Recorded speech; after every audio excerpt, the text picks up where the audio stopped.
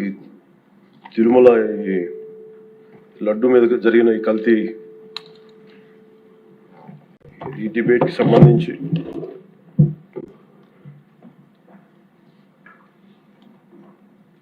$68 లక్షల కిలోల నెయ్యి అని చెప్పే ఒక కల్తీ నెయ్యిని వాడారు. దీని మీద ఫస్ట్ ఇది ఎలా బయటకు వచ్చింది? గవర్నమెంట్ ఫామ్ అయిన కొత్తలో గౌరవ ముఖ్యమంత్రి గారు ఎన్డీఏ మీటింగ్ మమ్మల్ని అందరినీ పిలిచి కండక్ట్ చేసినప్పుడు ఆ రోజు ఒక నేషనల్ డైరీ డెవలప్మెంట్ బోర్డు చేసిన రిపోర్ట్ని చదివారు. వీళ్ళు గత పాలనలో ఇది కూడా జరిగింది అనేది టీటీడీ బోర్డు వారి పాలక మండలి చేసిన ఇది కూడా జరిగింది అనేది తెలియజేశారు. అంతే, అక్కడితో అయిపోయింది. దాన్ని అంతకు మించి ముందుకు తీసుకెళ్ళాలి. లేదంటే నేను అది విని నాకేమనిపించింది అంటే ఇలాంటివి కూడా జరిగినాయా? ఎందుకంటే ఆల్రెడీ గతంలో తిరుపతికి తిరుమలకి పైకంత వెళ్ళినప్పుడు కొంత స్థానికంగా కొంత ఉన్న చెప్పింది, తిరుమలలో చెప్పింది, ఇవన్నీ కోరిలేట్ చేసుకొని కొంత ప్రసాదం కూడా క్వాలిటీ లేదని ఎలా చేశారు ఏంటో అనుకున్నాం. కానీ ఒక గబుక్కుని ఒకళ్ళ బ్లేమ్ చేయడం అనేది చాలా ఆలోచించి మాట్లాడతాం. ముఖ్యంగా పబ్లిక్ లైఫ్లో ఉన్నాం కానీ బాధ్యతగా ఉన్నాయి మా పొజిషన్లో. అలాంటిది అసలు ఈ నెయ్యిలో కల్తీ జరగలేదు ఇవన్నీ వీళ్ళు మాట్లాడుతుంటే దాని మీద చాలా కంప్లీట్ వివరణ ఇవ్వాల్సిన అవసరం ఉంది అనిపించింది అధ్యక్ష. ముఖ్యంగా గత ప్రభుత్వ పాలనలో ఉన్నప్పుడు ఎక్కడా కూడా దేవాలయాల మీద దాడులు జరిగినా ఇంకోటి జరిగినా ఎక్కడా కూడా మేము దోషుల్ని పట్టుకోండి అని చెప్తా వచ్చాం తప్ప ఎక్కడా కూడా మీరు చేయించారని కానీ మీరు ఉన్నారని కానీ ఎక్కడ ఎందుకంటే తక్కువ అలా కూర్చోబెట్టి ఎలా పడితే అలా మాట్లాడటానికి బాధ్యత ఉంటాం కాబట్టి అలా మాట్లాడలేము.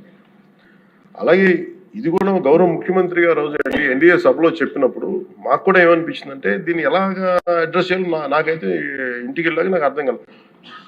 ఇలాగ యానిమల్ ఫ్యాక్స్ కూడా కలిసినాయి, ఇది ఎన్డీడీబీలో వచ్చింది అని నేషనల్ డైరీ డెవలప్మెంట్ బోర్డు దాంట్లో. సో ఇవన్నీ కూర్చోబెట్టి మాట్లాడుతున్నప్పుడు నేను తర్వాత మార్నింగ్ నేను ట్వీట్ చేశాను అధ్యక్ష. దాని మీద ఎందుకు ట్వీట్ చేయాల్సి వచ్చిందంటే వరుసగా నన్ను ట్యాగ్ చేస్తే చాలా మెసేజ్లు వస్తా ఉన్నాయంట. నా ఆఫీస్ నుంచి అన్ని పంపించేటప్పుడు నేను చూసాను ఏం జరిగిందంటే మీరు ఎవరు మాట్లాడరేంటి, ఇలాంటి రిపోర్ట్ ఉన్నప్పుడు కూడా మీరు ఎవరు మాట్లాడరు ఏంటంటే అప్పుడు నా ఉద్దేశం ఏముందంటే ఇది ఈ దేవాలయాలు జరిగే ఇలాంటివన్నీ ఇవన్నీ కూర్చోబెట్టి దీనికి ఒక రక్షణ ఒక సనాతన ధర్మ రక్షణ బోర్డు లాంటి ఉంటే బాగుంటుంది. ఎందుకంటే ఇలాంటి కూర్చోబెట్టి చాలా న్యూట్రల్గా చాలా ఆబ్జెక్టివ్గా చేయొచ్చు ఇవి అనే ఉద్దేశంతో నేను పెట్టాను అధ్యక్ష. నాకు గిల్ట్ ఎక్కడొచ్చిందంటే అరే ఇవన్నీ మనకి లాస్ట్ 2-3 years మా టెంపుల్ దగ్గర తిరుమలకి వెళ్ళినప్పుడు కూడా గౌరవ మంత్రివర్యులు మనోహర్ గారు మేము వెళ్ళినప్పుడు మా దృష్టికి చాలా మంది తీసుకొచ్చారు అధ్యక్ష. మేమే 2-3 పర్యాలు మేమే మాట్లాడుకున్నాం. సో నాకు అవన్నీ గుర్తొచ్చి అరే మనకి తప్పు జరిగింది తెలిసి మనం దాన్ని సరిగ్గా తీసుకెళ్ళకపోయిన ఒక పశ్చాత్తాపంతో నేను ఒక దీక్ష చేశాను అధ్యక్ష. ఆ తర్వాత దాన్ని అందరూ అన్ని రకాలుగా తీసుకెళ్ళారు సార్ 3 parties. అలాగే మాకు తర్వాత మొన్న గౌరవ ముఖ్యమంత్రి గారు మనకి కేశవ్ గారు మా క్యాబినెట్లో కూర్చున్నప్పుడు మా దృష్టికి తీసుకొచ్చింది అసలు ఈ నెయ్యే లేదనేది చాలా స్పష్టంగా తెలియదు. మాకేమనిపించిందంటే ఏదైనా సరే innovation is very important in life. Innovation లేకపోతే ఈ పాటికి ఒక్కొక్కరు ఒకవేళ ఇన్నోవేట్ చేస్తారు. బట్ ఈ పర్టికులర్ ఈ గత ప్రభుత్వంలో ఉన్న వ్యక్తులు వీళ్ళు అరాచకంలో ఇన్నోవేషన్ చేశారు. వీళ్ళు కల్తీలు కూడా అంటే మామూలుగా ఒక నెయ్యి కావాలంటే పాలలో నుంచే కాకుండా రసాయనాల నుంచి కూడా తీయచ్చు, మిగతా వాటి నుంచి కూడా తీయచ్చు అని చేసి చూపించారు. దానికి సంబంధించిన కంప్లీట్ సిబిఐకి ఆ రిపోర్ట్ ఇచ్చినప్పుడు ఎక్కడా కూడా నెయ్యి లేకుండా వీళ్ళు నెయ్యి తయారు చేశారని స్పష్టంగా తెలియజేశారు. ఇప్పుడు మనం ఏం మాట్లాడుతున్నాం వీళ్ళందరితో అంటే ఎక్కడా కూడా ఈ సభ సాక్షిగా చెప్తున్నాను, ప్రజలకు కూడా తెలియాలి, ఎక్కడా కూడా గత ప్రభుత్వం తాలూకు హెడ్ చేసిన వ్యక్తి చేశారని ఎక్కడ కూడా నేను ప్రత్యేకించి మాట్లాడాలి. నేనేం చెప్తాను, టీటీడీ పాలక మండలి బాధ్యత ఇది. మీరు కూర్చోబెట్టి మీరు బాధ్యత తీసుకొని వాళ్ళ పార్టీ ఆ ప్రభుత్వం స్థాపించినప్పుడు వాళ్ళ నియమించిన పాలక మండలి వాళ్ళు చేసిన తప్పులకి సింపుల్ ఏం చేయాలి అధ్యక్ష? ఒక ఇంటర్వ్యూలో కూడా నన్ను అడిగితే నేనేం చెప్పానంటే you mean to say you going to blame the person who headed the last government అంటే my intention is not that. My intention is always to say that who did this, who are the perpetrators. A perpetrators is more or less they are the TTD board. Let them be accountable for that. ఎక్కడ కూడా నేను ఈ వ్యక్తి గురించి మేము మాట్లాడలేదు, ఎందుకంటే direct గా ఇన్వాల్వ్మెంట్ ఉందని మనం చెప్పట్లేదు. అది ఎందుకంటే వాళ్ళు నియమించిన బోర్డు ఇది. కానీ వాళ్ళు ఏం చేస్తున్నారు అక్కడ కూర్చోబెట్టి ఎక్కడా కూడా సింపుల్ ఏం చేయాలి దీక్ష? నిజంగా నేనేం చెప్పాను ఆ ఇంటర్వ్యూలో కూడా, ఆయనే తప్పు, నాకు సంబంధం లేదు, మేము పలానా టీటీడీ బోర్డు చేసింది ఇది, ఆ టీటీడీ బోర్డు మీద మీరు నిష్పక్షపాతంగా ఒక కమిటీ వేయండి, ఆ దోషులు శిక్ష పడేలా చేయండి, వాట్ ఎవర్ దాని అవుట్కమ్ ఏముంటుందో దాన్ని బయట పెట్టండి, ఇంత సింపుల్గా తేల్చేయచ్చు. వాళ్ళు వెనకెందుకు వేసుకొస్తున్నారు నాకు ఈ రోజుకి నాకు అర్థం కాదు. ఈ రోజుకి వెనకేసుకు రావాల్సిన అవసరం లేదు. వెరీ క్లియర్ కట్ రిపోర్ట్ ఇచ్చింది. ఇందులో కంప్లీట్ గా అసలు నెయ్యి లేకుండా వీళ్ళు నెయ్యి తయారు చేశారు కనుక రసాయనాలతోటి పామాయిల్ తోటి వీటన్నిటితో బేస్ చేసుకొని నెయ్యి లేకుండా నెయ్యి తయారు చేశారు. It's very clear cut, it's evident.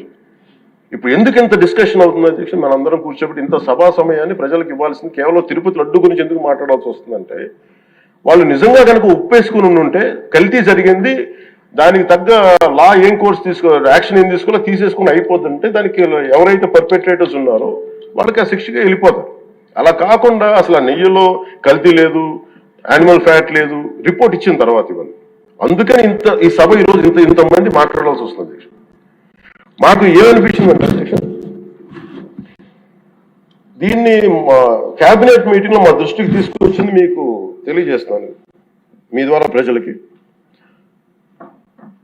CBI నేతృత్వంలోని ఈ స్పెషల్ ఇన్వెస్టిగేషన్ టీం ఆ నెయ్యి తయారీకి 1 లీటర్ పాలు కూడా వినియోగించలేదని చెప్పి చాలా ఖచ్చితంగా తేల్చింది.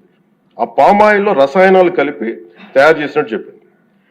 ఆ ఇతర రసాయనాలు ఏ మూలకాల నుంచి తయారయ్యాయో నిర్ధారణ చేసే సాంకేతికత, దానికి సంబంధించిన టెక్నాలజీ ఆ పర్టికులర్ మా వద్ద లేదనేది ఆ సిట్ తేల్చేసింది. ఈ కేసులో 36 మందిని నిందితులుగా తేల్చింది. శ్రీవారి ప్రసాదాన్ని అపవిత్రం చేసేందుకు ఒక ప్రణాళిక, ఒక ప్లాన్ ప్రకారం కుట్ర జరిగిందన్నట్టు సిట్ తెలియజేసింది. అలాగే పోనీ దీనికి ముందు ఏం జరిగిందని చూస్తే, తమకి నచ్చిన సంస్థలకి నెయ్యి సరఫరా కాంట్రాక్టులు కట్టబెట్టేందుకు ఒక ప్రణాళిక ప్రకారం టెండర్ నిబంధనలు సవరించారు. నెయ్యి సరఫరాకి సంస్థకి ఉండాల్సిన కనీస వార్షిక టర్నోవర్ 250 కోట్ల నుంచి 150 కోట్లకు తగ్గించారు. రోజుకి 4 లక్షల లీటర్ల పాలు సేకరించాలన్న నిబంధనని తొలగించారు. డైరీ రంగంలో 3 ఏళ్ల అనుభవం ఉండాలన్న నియమాన్ని ఏడాది కుదించారు. రోజుకి 12 టన్నుల వెన్నెయ్య తేయాలన్న నిబంధనను కూడా 8 టన్నులుగా మార్చేశారు. అంటే ఒకరికి నెయ్యి కాంట్రాక్ట్ ఇవ్వాలంటే ఇన్ని నిబంధనల్ని తూట్లు పడిచారు.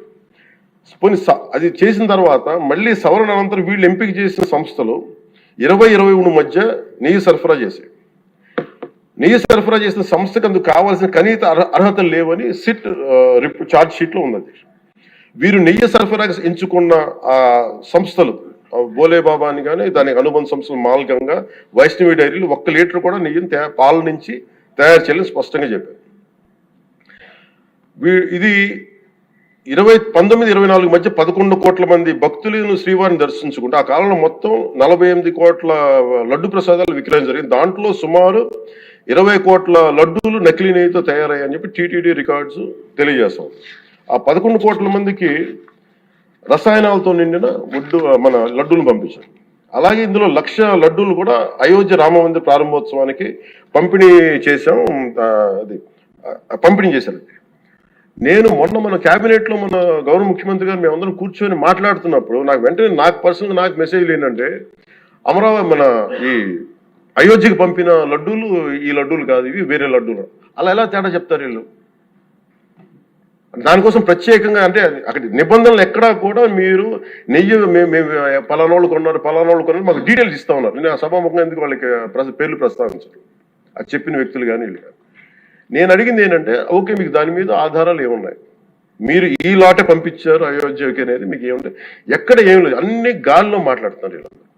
ఇప్పుడు మేము ప్రత్యేకించి అడుగుతుంది ఏంటంటే, దీనికి సంబంధించి కంప్లీట్ పాలక మండలి బోర్డు, టీటీడీ పాలక మండలి board, they have to take responsibility. వాళ్ళని ఒక గత ప్రభుత్వాన్ని నడిపిన ముఖ్యుడైన వ్యక్తి వాళ్ళని వెనకేసుకొస్తున్నారంటే అందులో కూడా మీకు కూడా బాధ్యత తీసుకోవాల్సి వస్తుంది. అందుకని సభాముఖంగా మేము అందరికీ ఏం చెప్తున్నామంటే, let the law take its own course. ఎవరైతే దోషులు ఉన్నారో వాళ్ళకి శిక్ష పడాల్సిందే. మా ఉద్దేశం ఒకటే అధ్యక్ష, ప్రాబ్లం ఎక్కడ ఉంది అంటే ఇందులో మనందరం కూడా, ఇందాక మన గౌరవ సభ్యులు మాట్లాడతా, నెల్లూరుకు సంబంధించి సోమిరెడ్డి గారు మాట్లాడతా, దర్గా కానీ మన కస్మూర్ దర్గా గురించి వీటన్నిటి మాట్లాడుతూ ఉంటే, బేసిక్గా నేను కూడా నెల్లూరులో పెరిగాను కాబట్టి నేను అర్థం చేసుకోగలను. అది ఎక్కడా కూడా వేరే మతాలను కించపరచడం అనేది తెలియదు అది ఈ దేశం. అందుకే ఈ దేశం ఇలా ఉండేది కాదు. అలాంటి దేశం సాంప్రదాయాలని వీళ్ళు కూర్చోబెట్టి, కల్తీ జరిగిందంటే వెరీ సింపుల్గా ఏం చేయాలి, అడల్ట్రేషన్ జరిగింది, మేము కూర్చోబెట్టి దీన్ని కరెక్ట్ చేసుకుని మీరు కరెక్ట్ చేయండి, మేము మీకు మద్దతు ఇస్తాం, ఇంతే చెప్పాలి అధ్యక్షుడు. అంతేగాని దాన్ని వెనకేసి వస్తున్నారు అంటే, ఒకటి క్లియర్ కట్ రిపోర్ట్ ఉంది, అందులో నెయ్యి లేదనేది, అందులో రసాయనాలు ఉన్నాయని క్లియర్ కట్ చెప్పింది. ఈ రసాయనాల్లో ఏమున్నాయి అనేది అది పెరుమాళకి ఎరుగదు, ఆయనే కూర్చొని చేయాలండి. ఒక రిపోర్ట్ ఏమో మాకు ఎన్డీడీబీ రిపోర్ట్ ఏమో దాంట్లో ఖచ్చితంగా ఈ జంతు సంబంధించిన అవశేషాలు ఉన్నాయి అనేది చాలా స్పష్టంగా చెప్పారు. Proper authorized board. ఇప్పుడు వీళ్ళేమో కూర్చొని అది కూడా మాట్లాడలేదు. Very clear cut as on today special మన సిబిఐ ఇచ్చిన మన చార్జ్ షీట్ ప్రకారం ఆ నెయ్యి కాదు, ఇది పామాయిల్తో పాటు రసాయనాలు కలిపింది. దీన్ని కూర్చోబెట్టి వాళ్ళు ఇంత మాట్లాడుతున్నారంటే ఇది ఖచ్చితంగా ప్రజల మధ్యకి వెళ్ళాలి. దీని నుంచి లబ్ధి పొందేది ఏం లేదు ఇక్కడ. కానీ ఇది ఏంటంటే, ఇది ధర్మానికి సంబంధించిన విషయం అధ్యక్ష.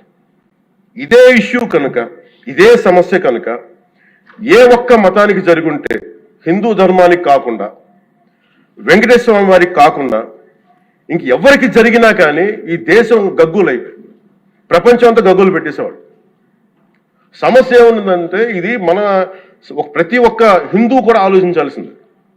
ఎందుకంటే ప్రతి హిందూకి బై నేచర్, మా ఇంట్లో కానీ ఎవరు, ఇందాక మన సోమిరెడ్డి గారు చెప్పినట్టుగా, మీరు దర్గాకి ఏదంతా చూస్తే మేము దర్గాలు చిన్నప్పుడు మేము స్కూల్లో ఉన్నప్పుడు రొట్టెలు పండుగ దర్గా మెట్లు వెళ్ళి మేము కూర్చోబెట్టి అక్కడ ఇర్రెస్పెక్ట్ హిందూస్, ఇది ముస్లిం ఫెయిత్ అనుకోకుండా వెళ్ళి కూర్చోబెట్టి అందరూ గౌరవించి దాన్ని ఈ రోజుకి వెళ్తారు హిందువులందరూ. సో ఈ దేశ మూల సంస్కృతి మన ఇస్లాంని గౌరవించేది, క్రిస్టియానిటీని గౌరవించేది, సకల మతాల్ని గౌరవించేది. అలాంటిది హిందూ ధర్మానికి సంబంధించిన 7 కొండల వాడు కలియుగ వెంకటేశ్వరుడు.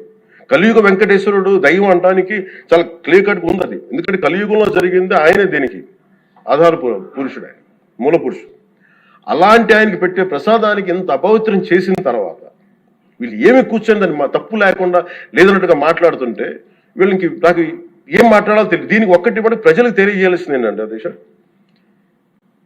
ఇదే వేరే ఇస్లాంకి జరిగిన, క్రిస్టియానిటీకి జరిగిన, జీసస్ క్రైస్ట్కి జరిగిన, మహమ్మద్ ప్రవక్తకి జరిగిన, అల్లాకి జరిగిన ఇలా ఉండేది కదా అధ్యక్ష. వాళ్ళు ఆ రోజు మన కౌన్సిల్లో కూడా అలా పటాలు తీసుకొచ్చేవాళ్ళు, వేరే ఏ దేవత అయితే. బికాజ్ ఇది హిందువులు కాబట్టి, వీళ్ళ కులాలతో ముక్కలుగా అయిపోయి ఉంటారు కాబట్టి, హిందువులు తమ మతాలను ఎడాపెడా వీళ్ళు జోకులు వేసుకోగలరు కాబట్టి దీనికి సీరియస్నెస్ లేదు అధ్యక్ష. Before blaming anybody else, every Hindu has to take a responsibility for this, every Hindu.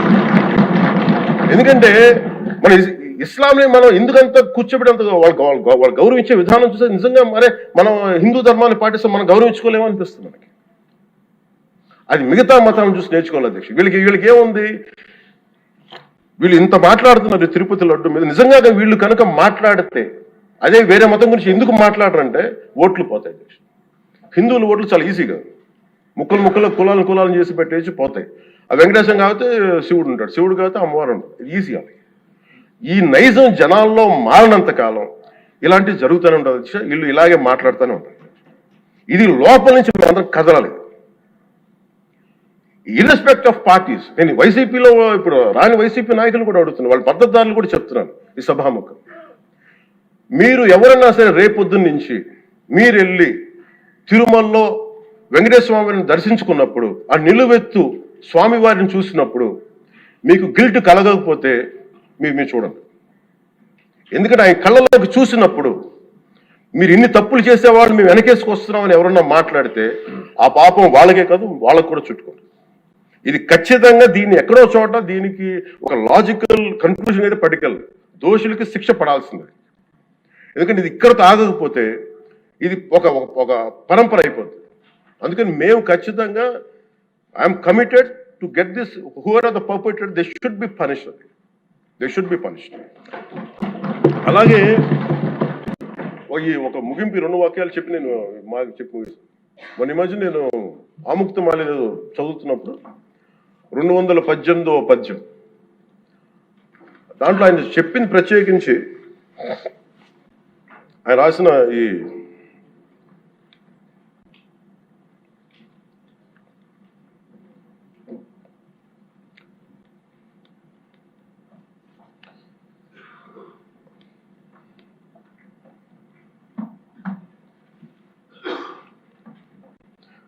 అంటే దేవాలయాల మీద డబ్బుల్ని ఎలా అంటే రాజుకి కర్తవ్యాన్ని ఉపదేశించే పద్యం. ఆయితికానికి ఇవ్వకు మమరాలయ ముఖ్యము, అతడు అర్థతృష్ణాయుతుడై నిజోర్వియగు నష్టికి ఆ ధనమును తరల్చి రాజు ఆయతనమునకు చేర్చు మరి అట్టిది ఆపత్యము కాన ఒంటిగాడే అధికారి కావాలయ ఇంచుకు తిన్నను వాడే రూపురం.